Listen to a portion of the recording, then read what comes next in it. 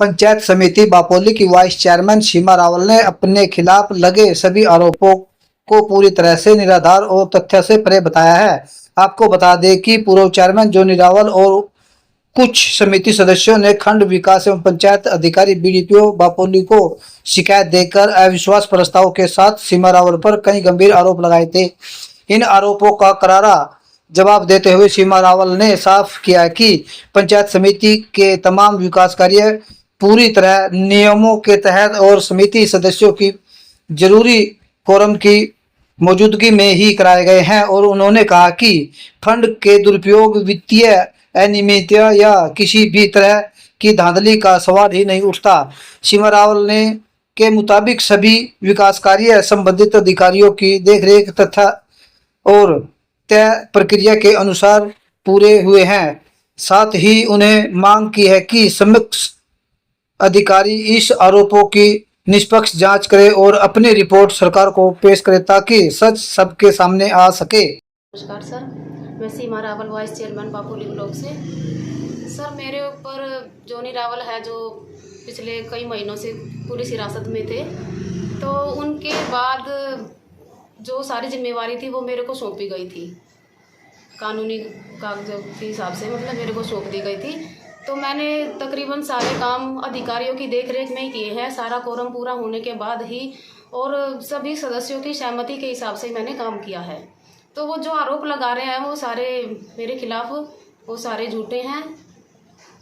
तो मतलब ऐसा कुछ नहीं है सर कि सभी अधिकारियों के संज्ञान में रहकर ही मैंने काम किया है और मैं आगे भी अच्छा ही काम करूँगी।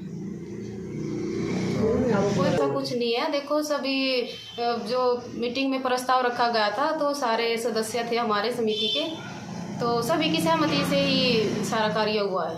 विकास कार्य कराया गया? हाँ जी, विकास कार्य किया गया है अधिकारियों की देखरेख? हाँ जी, अधिकारियों की देखरेख में। तो ऐसा कुछ भी नहीं था कि भाई देखो, जब मेरे को पावर दी गई थी, जैसा कि वो पुलिस हिरासत में थे, तो मैं वाइस चेयरमैन हूँ, तो सारे काम की जिम्मेवारी उन्होंने मेरे को दी थी, तो मैं अपना उस हिसाब से ही कार्य कर रही हूँ। तो ऐसा तो मेरा निजी तो कोई मैटर है ही नहीं है इसमें। कोई हरासमेंट करने का तो कोई ऐसा नहीं, वो तो देखो सर हो ही रहा है कि कभी मतलब कर ही रहे हैं वो सिर्फ मेरे को और मेरे परिवार को परेशान करने की कोशिश कर ही रहे हैं। तो मैं चाहूँगी कि भाई देखो, मतलब आपके माध्यम से कि भाई इस केस की अच्छे से निष्पक्ष जांच हो,